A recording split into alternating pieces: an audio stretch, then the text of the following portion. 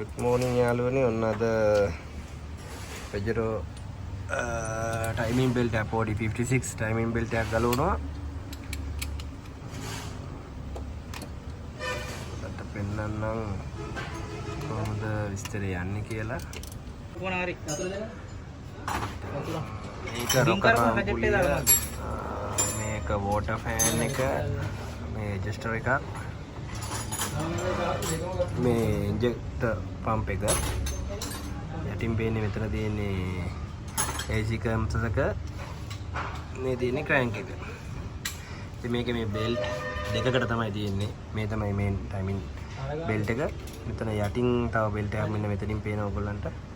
මේක ඇවිදilla oil pump එකකට, oil pump එකක් තමයි මේකෙන් කරකවන්නේ. ඔය දැම්මේ මේ ඇතුළට දාලා ටූල් එකක් දාලා මල්ලි කරකවනවා. එයා කරකවන්නේ crank pulley කියන්නේ ඒකට තමයි. දැන් හදන්නේ timing belt එක පන්නන්න කලින් timing වලට ගන්න. සාමාන්‍යයෙන් overhead cam, side cam කියලා තියෙනවා. cam අවශ්‍ය විදිහට මේ වීඩියෝ එකකින් කියලා දෙන්න පුළුවන් කම නැහැ ඇත්තටම. මේ තත්තර ගන්නවා. මේ තියෙන්නේ power steering pump එකේ පුලිය. මේ වාහනේ නම් මේ crank oil seal එකකුත් ගිහිලා තියෙන්නේ. oil ගහලා තියෙන එකයි වටේටම. අපි දැන් ඒකත් ගලවනවා. ගලවලා ගත්තාම oil seal එක පෙන්නන්නම්, belt එක පෙන්නන්නම්. බලන්න කොහොමද කියලා. ගොඩක් කට්ටිය අහලා තිබ්බා Pajero ගැන විස්තර අහලා තිබ්බා. මේ තියෙන turbo inlet එක ගලවලා තියෙන මේ inlet valve ගැන අහලා තිබ්බා. මෙන්න මේවා තමයි valve. turbo ඇරෙන්නේ වෙන්නේ මේ valve වලින්. මෙන්න මේ යට තමයි තියෙන්නේ turbo එක. තමයි විස්තරේ. බලමු. තව ඉස්සරහට මොනවද ගලවගෙන යන්න අතරතුරේ විශේෂ දේවල් තිබ්බොත් පෙන්නන්න ඔයගොල්ලන්ට වැඩ ASCII වීඩියෝ කරන්න අමාරු නිසා. ඉතින් ඔන්න timing belt එක මේක තමයි. අපි තීරණය කරා genuine belt එක ගන්න දා sun belt එකක් දාන්න. මේක තමයි sun belt එක. එතකොට oil pump wheel එකේ belt එක මේක. ඒක timing belt එකට තමයි යන්නේ. sun කියන brand එකෙන් තමයි ගත්තේ. බෙල්ට් එකත් එක්ක මෙන්න මේ වගේ පොඩි ස්ටිකර් එකක් හම්බ වෙනවා. ඒ මයිලේජ් එක සඳහන් කරන්න, ඉයර් එක සඳහන් කරන්න දෙක තමයි තියෙන්නේ.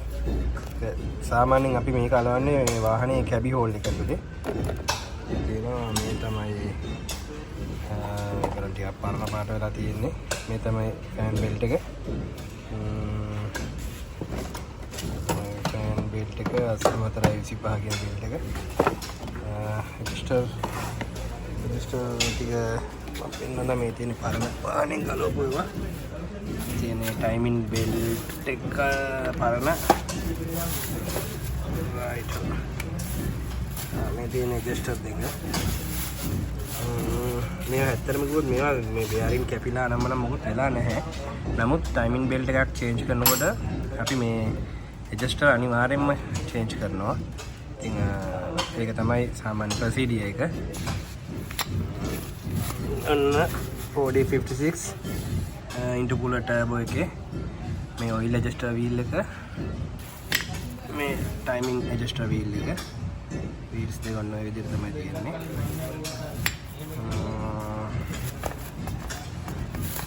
right. කොට දෙන්නේ cooler එක. මෙහෙම මේ 4056 කියන engine එක මේ model එක විතරක් නෙවෙයි, එනවා තව පළාත් සභා කියන මොඩල් එනවා. එතන PO5 van වලට එනවා. ඩෙලිකා කියලා කියන්නේ අපි එනවා. ඒතර තව පොඩි මෙතන රිප්ලේස් කිරීමක් කරනවා. මේකේ ෆෑන් එකේ මෙන්න මේ ජෙල් එක, මේක ඇතුලේ තියෙනවා ජෙල් එකක්. මේක ගලවලා එහෙම පළු කරලා ගත්තාම මේක ඇතුලේ තියෙන තනිකර ජෙල් එකක් මෙහෙම බදලා කරගෙන මේක වාහන මේක ගොඩක් කටියට වැදගත් වෙයි. වාහනේ ටෙම්පරේචර් එක නුවරඑලි පැත්ත බදුල්ල බණ්ඩාරයේ පොඩ්ඩක් කන්දේ නගිනකොට වාහනේ ටෙම්පරේචර් එක නගිනවා. මේ කොළඹ අවට එහෙම නැත්නම් තැනිතලා පාරවල ප්‍රශ්නයක් නැහැ. ටෙම්පරේචර් එක නගිනවා නම් ඉස්සෙල්ලාම චෙක් කරන්න ඕන කාරණා හතරක් තියෙනවා. හතරෙන් පළවෙනි කාරණාව තමයි ෆෑන් එක ලොක් කරලා තිබ්බොත් ප්‍රශ්නයක් නැහැ. ඒ කියන්නේ ලොක් කරලාගෙන මෙහෙම කරගෙන්නේ නැහැ. ඒක ලොක් කරලා තියෙන්නේ. එහෙමනම් ඉෂුව එකක් නැහැ. ලොක් කරලා නැත්නම් මේකේ ජෙල් එක ගිහිල්ලාද කියලා. ජෙල් එක ජෙල් එකේ තියෙන thickness එක අඩු වුණාම මේක තමයි එන ජෙල් එක. මේකේ thickness එක අඩු වුණාම වෙන්නේ මේ සිලිකන් වර්ගයක්. අඩු වුණාම මේක නිකන් ලූස් කරගෙනවා. එතකොට වාහනේ මේ ෆෑන් එක ප්‍රෙෂර් කරලා දෙන්න තියෙන හේතුව නිසා ගොඩක් දුරට වාහනේ එන්ජින් හීට් එක වැඩි වෙන්න බලනවා. AC එක අඩු වෙන්න බලනවා. අන්න ඔය වගේ හීට් ප්‍රශ්න බලපානවා. පළවෙනි කාරණාවක් විදිහට තමයි ඒක. දෙවෙනි එක තමයි රේඩියේටර් කැප් එක.